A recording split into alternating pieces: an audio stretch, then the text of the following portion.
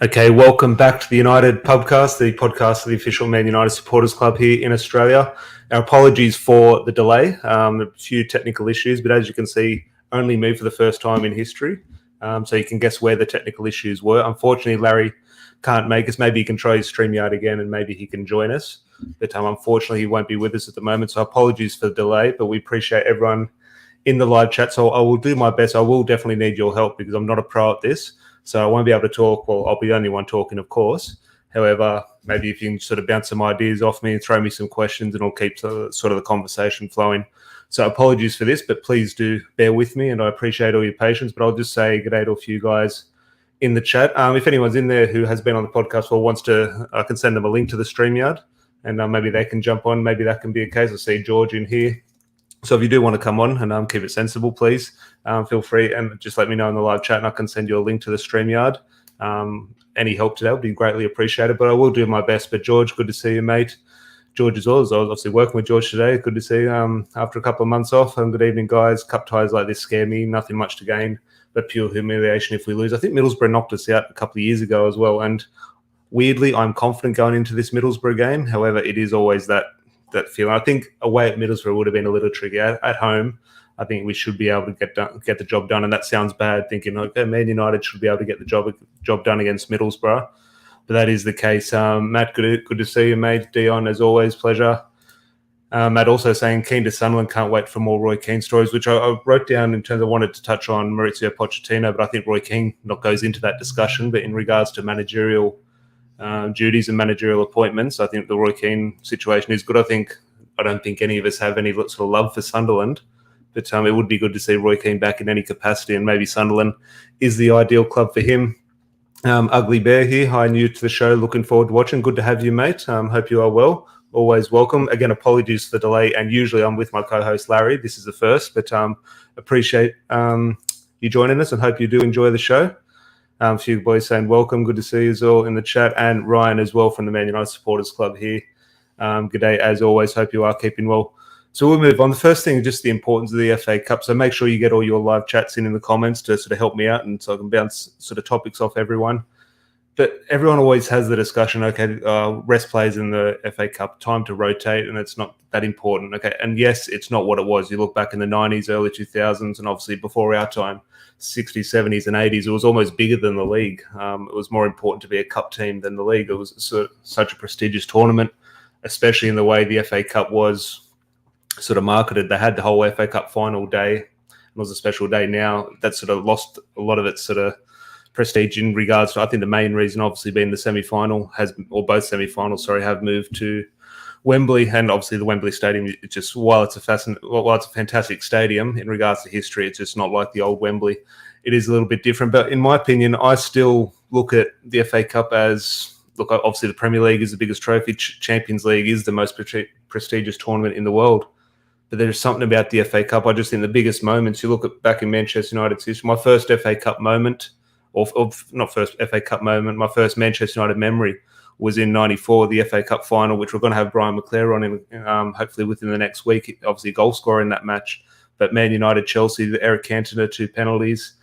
You look at Ryan Giggs, the goal against Arsenal, the FA Cup semi-final, obviously a huge part of the treble. And even in recent years, you look back at how bad the last decade has been.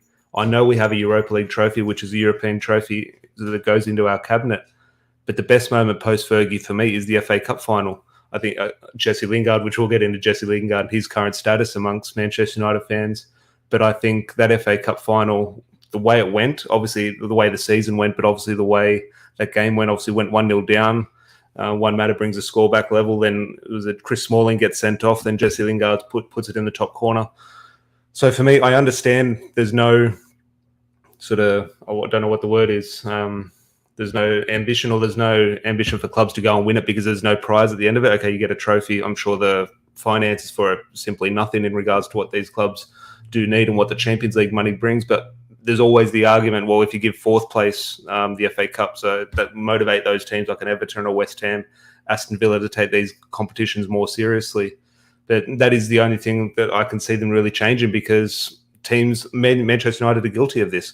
Manchester United are guilty of rotating. You look back and it wasn't Manchester United's fault, but obviously after they won the treble and they went to play in the Club World Cup, they didn't enter the tournament. They obviously wanted to. They said we're going to play a reserve team, but the FA stopped them playing a reserve team, and they had to pull out of the FA Cup. And a lot of people blame Manchester United, and that's when the FA Cup lost its sort of prestige. So Manchester United may be guilty of this. I don't agree with that. Obviously, being a biased Manchester United fan, but Man United are guilty of this. I think Wolves, was it either FA Cup or was a Premier League game ahead of an FA Cup game or something along those lines? Wolves were away at Manchester United, so you think huge game for Wolves. Wolves should obviously be at full strength so they don't get embarrassed. But I think Mick McCarthy played a complete reserve team against Manchester United in regards to just throwing that game away. I forget if it was a cup game or a league game, but all teams are guilty of it. But I would like to see Man United go full strength. So when we get in a team selection, let us know. I've got Larry's team here as well in terms of who we think should play, who we think will play. I go full strength. Now, full strength at the moment, I probably don't play Ronaldo. It's probably the one game I don't play Ronaldo. However, I do say full strength, so I wouldn't be crying if Ronaldo doesn't play. But I just look, if we finish fourth this season, many of us will go, great season. That's exactly what we want, and I completely agree. In 10 years' time, we won't remember the 21-22 season for finishing fourth. We'll definitely remember it if we win a trophy. It doesn't matter if it's a League Cup or FA Cup. I still think they're hugely important. But we'll just go into some comments. A few people here have given me a bit of appreciation for jumping in and doing it by myself. Really appreciate that. Imad, good to see you. George, here, I might send you a link, or if Larry can send you, if you're in the live chat, just because I'm busy, I'm not a bloody computer. Larry, if you could send George maybe the StreamYard link, if you still have it, that would be greatly appreciated. And if George, if I see you pop in, I'll add you to the stream. But yeah, I'm not a computer. This is absolutely hard work. So fair play to all the YouTubers who do this professionally by themselves. I definitely need a little bit more experience, but I'll just here's a couple of comments in regards to the FA Cup. Rob saying, I still love the magic of the FA Cup. Dion hoping we go full strength here, which I agree. A few guys talking, obviously in Sydney, the FA Cup is now on Paramount or 10 Play. It's a streaming service, which, look, is good. It's free. However, yeah, it's a streaming service. It's not exactly what you want. The FA Cup was always best on SBS and sort of even when it was on Foxtel. Yeah, not exactly the same. But if you are in Sydney, a lot of guys in Sydney or in the live chat are in Sydney, the Man United Supporters Club is meeting at Scruffy Murphy's on Saturday morning. It's a 7 a.m. kickoff on a weekend, obviously the Friday night game in the UK. So obviously prime time for Manchester United fans in Australia, 7 a.m. on a Saturday. A lot of people will be out watching it. Unfortunately, I'm at work. It's one of those games I'm going to have to turn the internet off until mid-afternoon and then watch the match in secret. So fingers crossed, I'm not stressing over nothing throughout the day, and United do get the job done. But yeah, if you are in Sydney, Supporters Club, Manchester United against Middlesbrough will be live at Scruffy Murphy's 7 a.m. Saturday. So if you want to go to that and don't know the details, just send us a message and we'll let you know how to register. You just do need to register your interest, because we obviously do live in COVID time, so we do need to let venues know who's coming and when they're coming. Just one more two here. Ugly Bear, I think Man United have to go all out to win the FA Cup. It's only realistic trophy they can win. So yeah, well, I'm still going along the lines of, in terms of the football narrative, in terms of what Chelsea did a couple of years ago, I can still draw up a scenario where Manchester United have a very realistic chance of winning the Champions League. Now, I obviously know we're not going to win the Champions League, and you're right in saying the FA Cup is the only other trophy we can win. But who knows? We get through Atletico at the end of the month, which I've just seen our fixtures, and Atletico we do start this Champions League campaign again in February. You get through Atletico Madrid, which is going to be a hard ask. I fully understand how difficult that game will be. You get through there, who knows? You might get Sporting Lisbon or a team like that in the next round, and suddenly you're in a quarterfinal, semi-final of the Champions League. So who knows what's going to happen? But I'm out here in regards to the FA Cup. Me watching on delay, give you your number, Tom. I'll text you play by play. I'm sure people will be texting me now that I've said that. I'm going to be getting all these messages banging off my phone, no doubt. And George here, Paddy McNair versus Maguire. Is Paddy McNair at Middlesbrough? I didn't mind him as a player. That'll be interesting. But George looks like he might have just come in here to save the day. So I'll quickly throw George in, and hopefully your technical difficulties are better than Larry. Good to see you, George. All working well? Hopefully, Tommy. You tell me it's on your end. It seems all right on mine.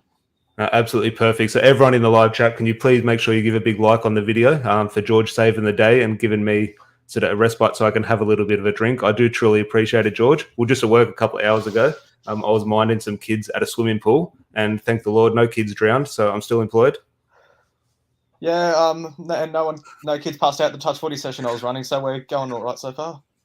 No, definitely. Well, what do you think of the FA Cup? I was a few years younger than me, so in terms of an FA Cup memory you remember growing up, or just your general thoughts of the tournament? Because while I do love it, I do understand all the arguments that it has sort of lost a little bit of its edge. Personally, I don't feel as though it has. I guess my first FA Cup memory wasn't exactly a great one. It was when Drogba beat us in 06, 07. And but if I think back to our best moments post Fergie, for me, it's that Lingard winner in extra time against Palace. Yeah. For me, the FA Cup has more weight than the Europa League. The reason being is because the FA Cup is a competition where all the best eligible teams are playing. And for me, you can't say that about the Europa League. Real Madrid are eligible to play in the Europa League. They're just better. They're just better and don't. Yeah. No, that's a fair point, which I've heard you sort of make that point before, but you never really think about it that like, in terms of and what it means for some other clubs. Like there are the clubs, let's say I've mentioned it before, an Aston Villa or an Everton, and the position they do find themselves in the Premier League is so precarious in terms of whether they want to sort of push to those European places or whether if they don't quite push for those and they find themselves in a relegation battle, it's such a precarious position. However, those clubs like a Middlesbrough, where they're just going to be the same club next year, or let's say a QPR or a Huddersfield, whatever they're going to do, nothing's really going to change. They can really put all their hopes and dreams in the FA Cup basket. Now, 9 times out of 10, obviously nothing's going to happen. But you do look at a Wigan. I've spoken to Wigan fans and they won the FA Cup, then the next week they got relegated. They wouldn't swap that for anything, winning that FA Cup. Yes, they got relegated and that's disappointing. But the moment the FA Cup gave them was just priceless.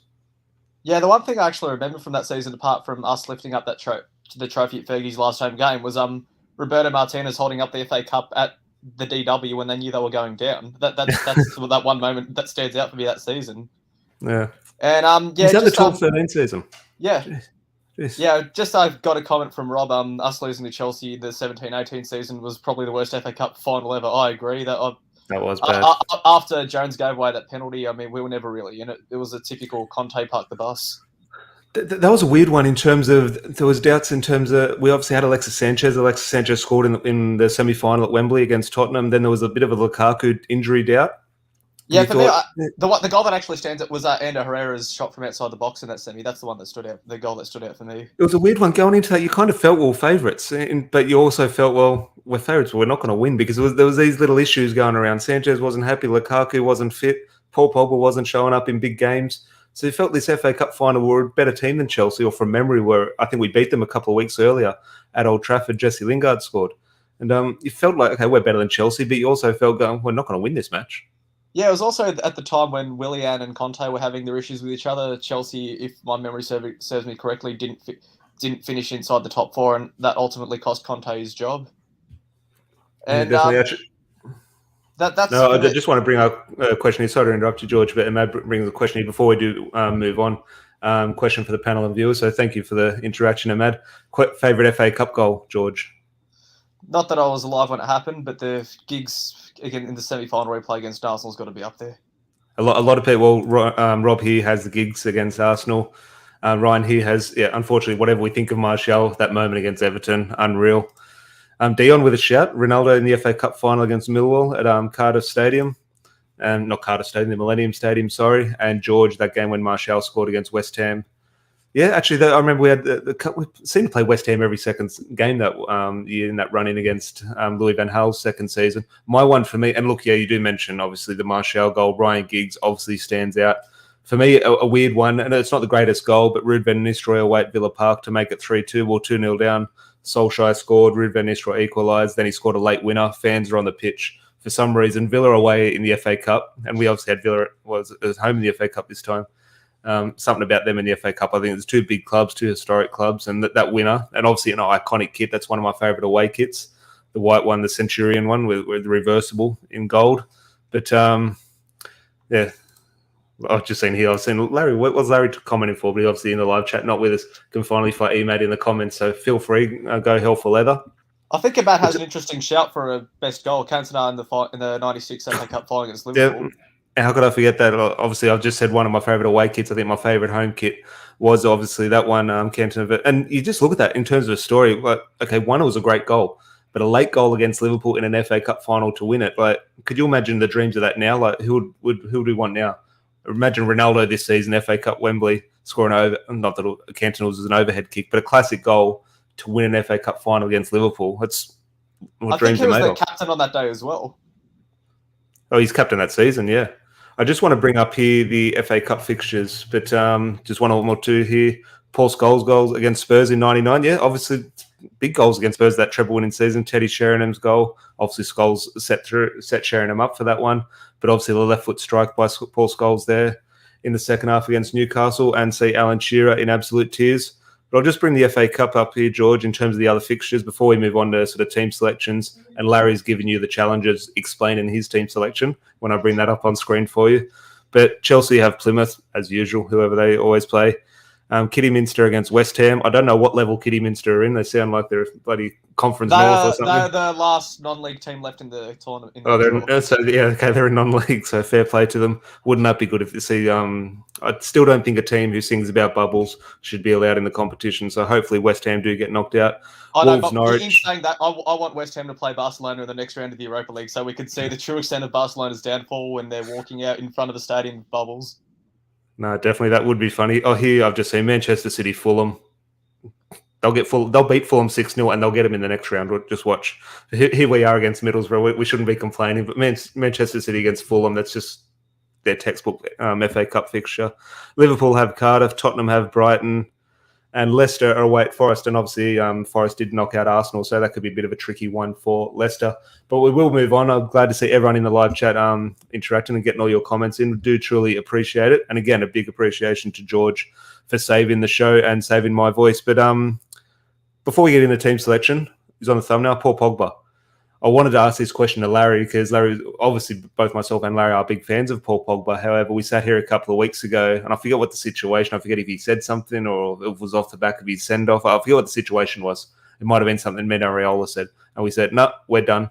We don't want to see Paul Pogba playing a Manchester United shirt again." Here we are. Paul Pogba should be the first name on the team sheet for both Larry and I. Just where do you stand on the Paul Pogba situation as a whole, but also coming into the short term, and he's a midfielder available for Man United? As a whole, I wouldn't be re-signing him. You and Larry have made this point before that, let's say we were to re-sign him, Raiola would come up to the club and say, well, if this player were on the market, he'd be worth 50 million, go add that onto his contract. So for that reason, I wouldn't re-sign him come the end of the season. But in terms of pure ability, he's our best player. And while we have him for these 6 months, use him. Yeah, definitely. Do you think Ralph Rangnick has come out and sort of spoken about, again, in terms of his honesty? I do appreciate the honesty, but he comes out and says, well, Paul Pogba's got to perform because if you for the new club, he didn't say for the new club, but the reason he is going to perform well, because if his future's away from Manchester United, he's got to impress his new team. So in terms of what's Ralph Rangnick's thinking, is Ralph Rangnick thinking, okay, I'm going to play Pogba with a view for him being in my plans or the next manager's plans for Manchester United, or do you just think he's just playing him just because he's a good player? A bit of both. Well, whether he's in the next manager's plans or not, I'm not sure.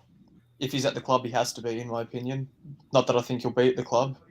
But I feel like whatever the situation with Pogba is, he's actually allowed to sign a pre-contract agreement with other clubs around Europe now. So I think if, let's say, he signs with Real Madrid, which I think is where he'll end up, let's say that gets done now, then he's got 6 months to just drop his head and focus on United.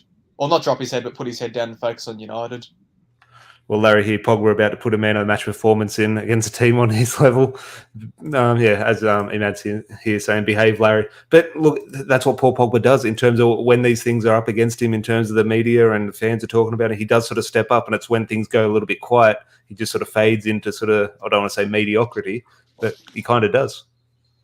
Yeah, I think, well, on Borough themselves, I think it was Martial and Pogba that scored the 2 goals that beat Borough last time we played them, from the 1-0 come from behind at Old Trafford on years.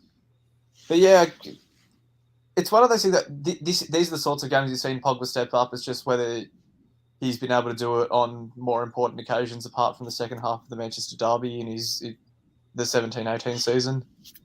Well, we're speaking about Middlesbrough, and I just seen Barra pop up a little bit earlier in the chat here, and just in regards to the previous discussion. But yeah, the two goals I do remember, Matt here saying Rooney's goal v Barra, I think it was in the FA Cup, Mark Schwarzer in goals. Someone correct me if I'm wrong. I'm pretty sure it was the FA Cup. It was the FA Cup.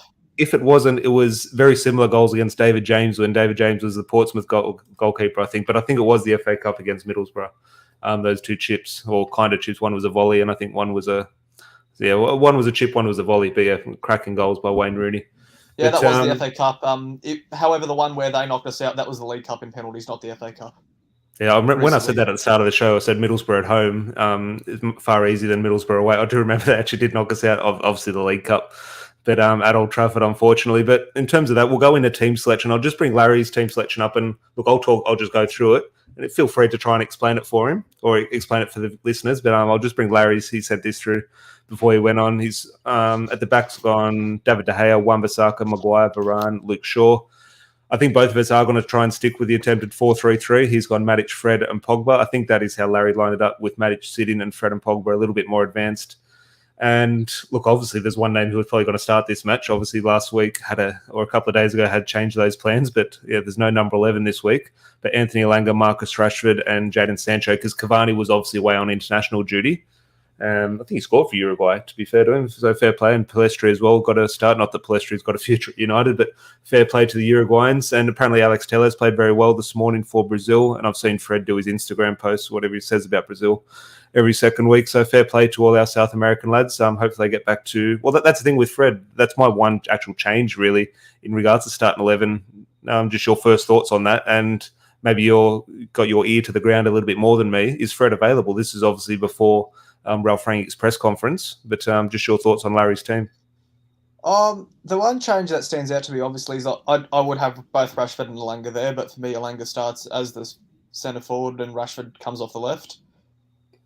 That's a shout. Elanga is one of those ones where I still don't know his best position, and me and Larry have had a couple of discussions about it. I like Anthony Elanga. I just don't see something. I don't see something great, and you don't have to be great to be a good player at Manchester United. But one of those things which maybe I do question him is, Ralph Rangnick or even Solskjaer at times has played him through the middle. He's played through the middle for the under-23s, but then when you come into senior football, he gets pushed to either wing. So I don't think he's maybe quite done enough to absolutely nail down let alone a spot. He hasn't really nailed down a position. I don't know, and that's not a criticism. I don't know his best position yet. But on the back four, pretty strong back four by Larry, which I'll just go to my team here. It's pretty much the same thing, but I've just gone travel reasons. I think Scott McTominay is going to play over Fred. I think Fred and Telles, if they've both been involved for Brazil, I just don't think they'll be back in time. So I think he'll go pretty close to full strength. Well, obviously Bruno Fernandes isn't there, but pretty much close to full strength in midfield. And you could argue a lot of people, I know Larry does want to see Paul Pogba and Bruno Fernandes play, but I do like the shape of that midfield. Now, obviously, I'm a fan of McTominay over Fred, but McTominay and Paul Pogba. Now, I still remember I was so excited to see McTominay and Pogba line up in the Europa League final. I thought they were going to boss the midfield. That's what McTominay did, to be fair. Paul Pogba went missing, but yeah, that's my last sort of recollection of those two playing together in midfield.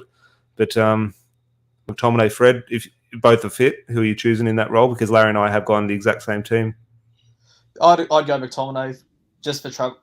Well, I do think McTominay's a better player than Fred in general, but yeah, as you said, for travel reasons, Fred's probably going to spend 36 hours travelling back from South America. And an interesting shout from Ugly Bear, Hannibal I think will be on the bench. And big shout out to Val in the comments. Go check him out on Stoppage Time podcast. Yeah, Val's here, good mate of both George and I. What's happening? Glory, glory, Man United. Yeah, Val, feel free to put the link to the Stoppage Time podcast in the live chat, and we'll throw it up. But please go and subscribe to Val. He's doing good things over there, obviously with George on occasions as well. Larry here, I'll give him his say. Obviously, he's not on the podcast. I'll give him his say. Outside Phil Jones, Pogba spends most of the time in the rehab room or in Dubai, but you know what I mean. Obviously, I think they're having a bit of discussion with a few other guys in chat about Paul Pogba. It's good to see Larry in the chat. I think Bai is pushing them for that in that regard. Who's ahead? Okay, we've got Maguire, whatever anyone's thoughts about Harry Maguire. We've got Maguire, Varane, and Lindelof are the first three centre-backs. If you're Manchester United manager and the view of Ralph Rangnick, who's ahead in the pecking order, Phil Jones or Eric Bailly?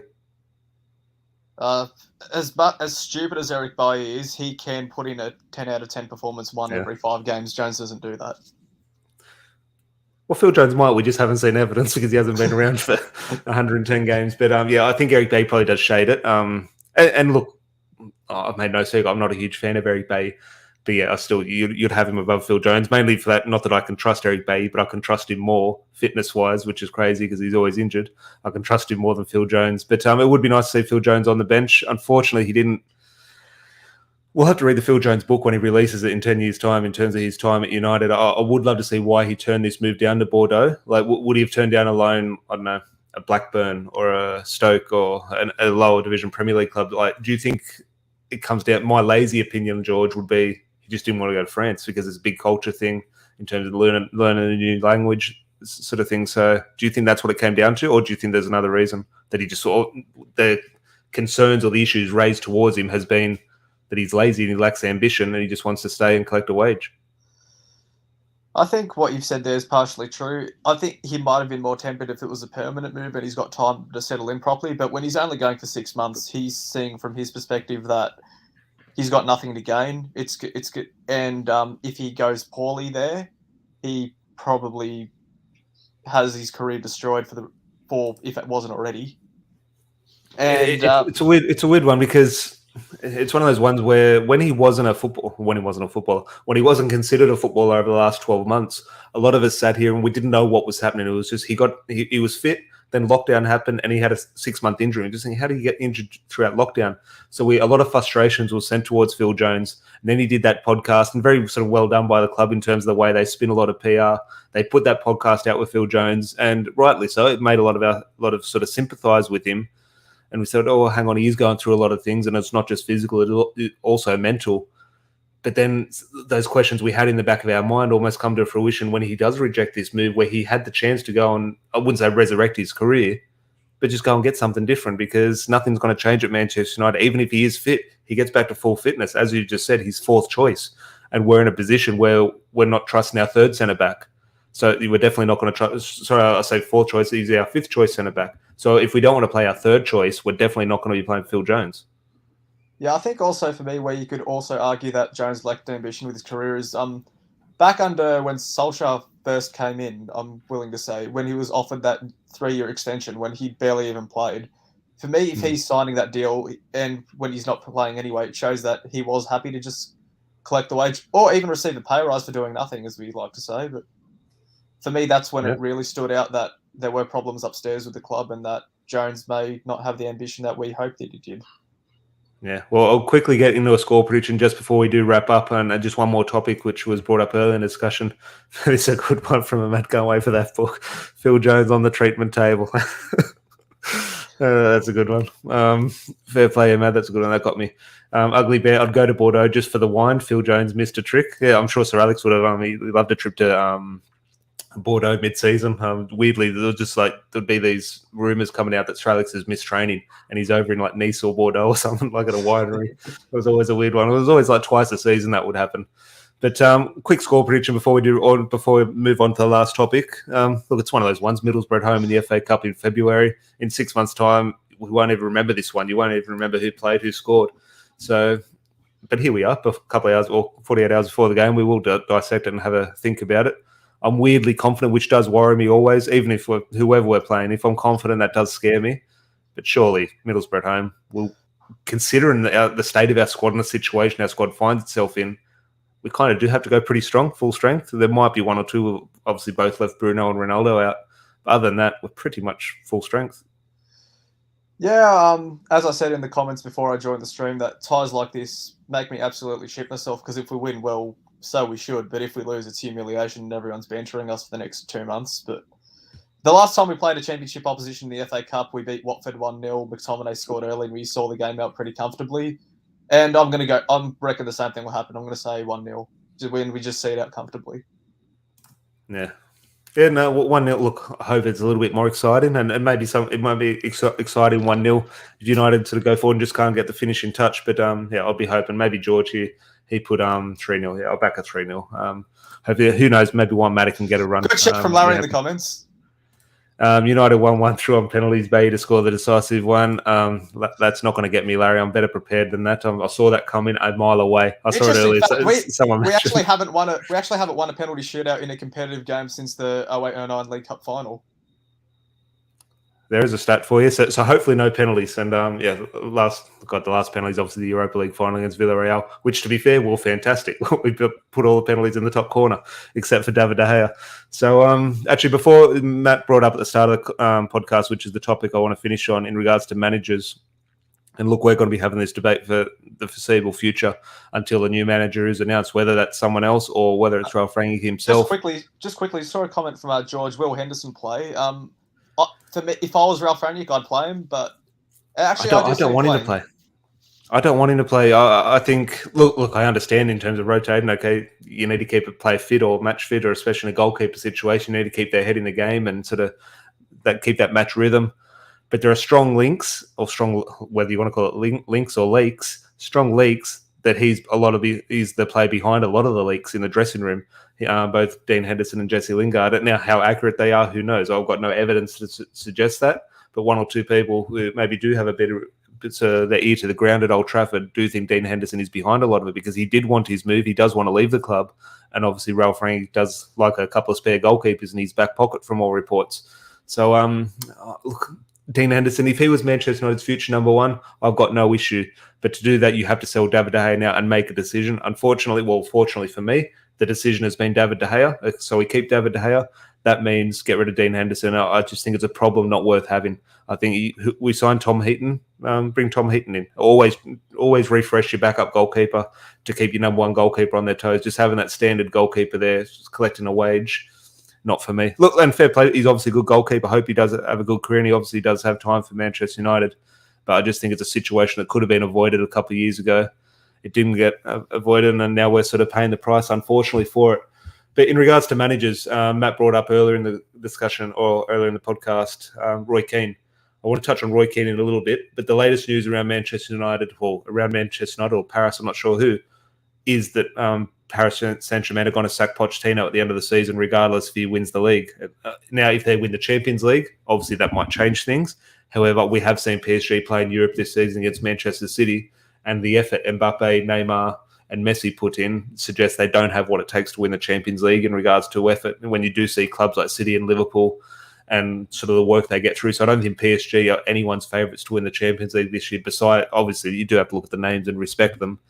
But so PSG, pretend they win the league, which they will in Paris. That looks like Pochettino is gone. Your thoughts on Pochettino?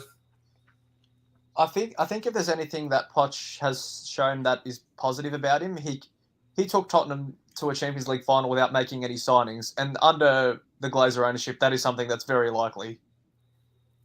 With regards to PSG, I actually think they'll get knocked out in the round of 16 to Real Madrid. We saw them lose in the Coupe de France round of 16 on penalties, and Messi played all 120 minutes. So for those of you that want to call him the best of all time, do that at your own peril.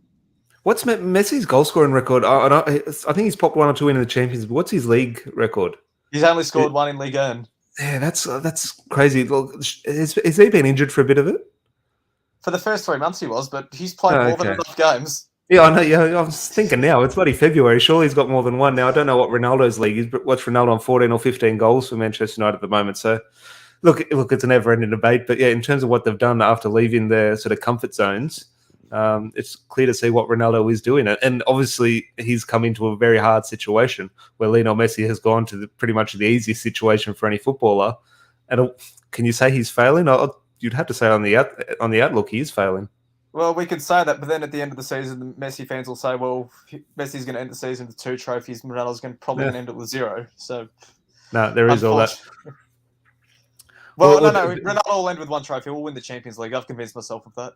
Fingers crossed, fingers crossed. Look, we're going to be having this debate. Dion here saying he's Poch an elite manager. And I've had a discussion with Larry. I've seen him in the live chat in regards to he doesn't rate him. Now, I'm sure when Pochettino is announced and he holds the scarf up at Old Trafford, Larry will be saying Pochettino is the greatest manager in the world, as will I, as will every Manchester United fan. Look, I like Pochettino. Is he the right man for Manchester United? I would say overall no, but I would say no manager is. Pep Guardiola is not the manager for Manchester United. Jurgen Klopp's not the manager for Manchester United. It is a job at the moment that you are destined to fail. So I'm happy now, which is why when Matt brought up Roy Keane, I'm saying, look, obviously don't bring Roy Keane. Obviously he's not the right man for Manchester United, but I've got to the stage why I was so behind Ole Gunnar Solskjaer. It gave me some type of joy. Under Jose Mourinho, we had a little bit better success, or Louis van Gaal, we had a little bit of success in regards to a trophy. I didn't enjoy it. I enjoyed something out of Solskjaer. Now, yes, the results at times made that sort of hard, sort of you question yourself, how do I enjoy losing 4-1 to Watford and 5-0 to Liverpool? But there was something there. I had a smile on my face at times. And I think that's where, obviously not saying get Roy Keane, but who's a better manager? Okay, everyone's saying Ten Hag. The moment Ten Hag comes in and we concede a goal or we draw 1-1 at Aston Villa, why are we getting a manager who hasn't done it in the Premier League? I just think there's no correct answer. And for that reason, I'm not saying go get Roy Keane, but I'm kind of saying go get a Roy Keane. I've seen Matt say give a Giggsy to the end of the season, pending his court case, obviously. But just where do you sit on the next manager? We're going to have the debate for the next 6 months, but currently, where do you sit on the ever-changing scenario? I think with regards to the question, is Poch an elite manager? Personally, I don't think he's had a chance to prove that. Like PSG, yes, they are a big club, but in the league, he's got that handed on a silver platter to him. Probably should have won the treble if his team could take a penalty, or if the greatest player of all time could put more than one goal in League One. But I feel like even with Tuchel, we never started considering him an elite manager until he left the toxicity of PSG and won the Champions League with Chelsea. So I feel like maybe Poch needs that chance at a big club outside of PSG to prove his worth. I do think the next manager will be Ten Hag, rightly or wrongly. I do think he can do a job for us, especially with the way when I see Ajax play, it's almost how United aspire to be playing long term. So I think you can definitely see the similarities in terms of what I have seen of Ajax in the Champions League, and obviously Ajax as a club. You can definitely see the similarities, but again, Jose Mourinho had aspects that should have worked at Manchester United. So should Louis van Gaal. So should Solskjaer. Ultimately, because of the setup, it ultimately has failed. So who knows? Just two names I want to bring up here. Everyone's bringing up Matt here saying in regards to Wayne Rooney. Let's say, are they still in the? I still think they're in the FA Cup. I'm not sure. Maybe they're not knocked out. But let's say a situation where they survive and knock. Let's say they won the FA Cup. Obviously, that's not going to happen. But if they're still in the competition and win it, could Manchester United? I wouldn't say it's a mistake, but ultimately Solskjaer was a mistake in hindsight. When you look back, would United go down that path again if Wayne Rooney does something miraculous now? Right, whether we should or not, the answer is probably not. But I have a frame photo. But could you see the club doing that? Of Rooney, above in my bedroom wall, if I can get it up there somehow. There you go. So I'm obviously not going to be disappointed if Rooney comes in. Yeah, there are not a lot of names in there. There was one more. Actually, the last one here. A lot of people are sort of throwing out names, and Rob talking about Roberto Mancini. But any other Italian manager you can think of, Rob, feel free to put him forward. No, here's one name from the other George. I want to finish on this one because obviously relevant in regards to this morning football, and obviously an Australian podcast. Ange Postecoglou over at Celtic obviously won the Old Firm derby 3-0. This is a weird one. I'll say no. And look, I like Ange Postecoglou as a manager. I think he's a very good manager, and I'm definitely not saying he's cut out to be Manchester United manager. But let's say a Celtic. Let's look at Brendan Rodgers, who was very successful at Celtic. He then goes on to get Leicester City aren't, but he's linked with the Manchester United job. He goes from Celtic into a top Premier League club. Let's say Ange Postecoglou does something very special in Celtic. It's not going to happen. But is it something that could potentially be a curveball if Ralph Rangnick is looking outside the box? Oh, I'd love to see it. Well, after all the shit that the Australian media gave Postecoglou, after he's the only manager that's actually won them any meaningful silverware and got them to a World Cup where we were respectable against very decent opposition, to see him add a job like that, and even if he hangs on and wins the league with Celtic because they're in first place now, that would be the biggest kick in the guts of the Australian media, and I'd love it. Could you see him? Look, obviously he's not getting the Manchester United job, but could you see him succeeding at Celtic, going on to getting a Premier League job? Because no matter, even a relegate, we've seen in terms of Steven Gerrard leaving Rangers to go and manage a middle of the range Premier League club. No matter what you do in Scotland, go and manage at the bottom of the Premier League is still a better job. Yeah, I guess you could even compare it to Brendan Rodgers taking the job at Leicester when they were in a bit of a precarious situation to the not, I wouldn't say relegation battle, but close to the bottom mid-table, and then took them back up to Champions League contention. I think that's a job that Postecoglou would be capable of.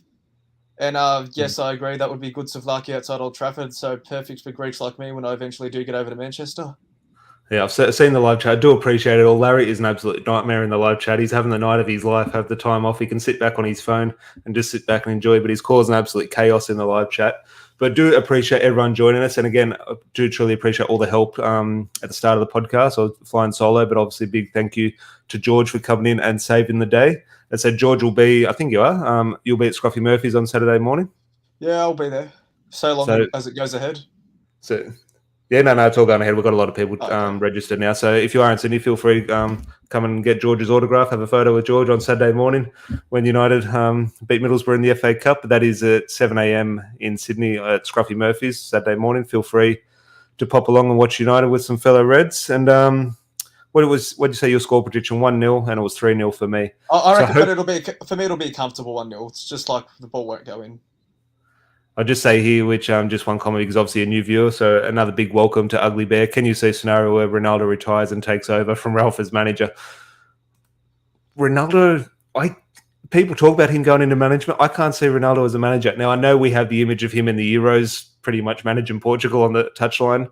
I just don't see a manager there. But a lot of people do. Yeah, the reason being, like, obviously him and Roy Keane were very different players, but they're both just such perfectionists in their position and want everything absolutely perfect. And just the unfortunate reality of a managerial role this year, or in this day and age, is that's just not the case, especially under our administration. Yeah, definitely. Well, yeah, in terms of, look, I'm sure there'll be, if we lose a couple of games, I'm sure there'll be a rumour in regards to a player manager to the end of the season, Ronaldo to take the reins, both captain, player and manager. But I'm sure we'll get that story in a couple of weeks. Maybe if we get knocked out to Middlesbrough, that'll be a story. But fingers crossed we don't. But again, hopefully everyone did enjoy the content. Another big thank you to George. If you do appreciate George's help, please do leave a like on the video. And if you are new, like Ugly Bear, please do hit the subscribe button. That would be great. We'll be back on Saturday night, Larry and I, hopefully, obviously discussing the victory against Middlesbrough, fingers crossed. And on Sunday, the 6th February, and obviously, so evening Sydney time and morning UK time, a video will go out, me and Larry recorded about Munich. So we look back at the Munich air disaster, the players, the story and everything. So we do truly appreciate everyone gives that a listen, because this time of year, yes, we do get caught up in football and transfers and results and all these players and dramas off the field.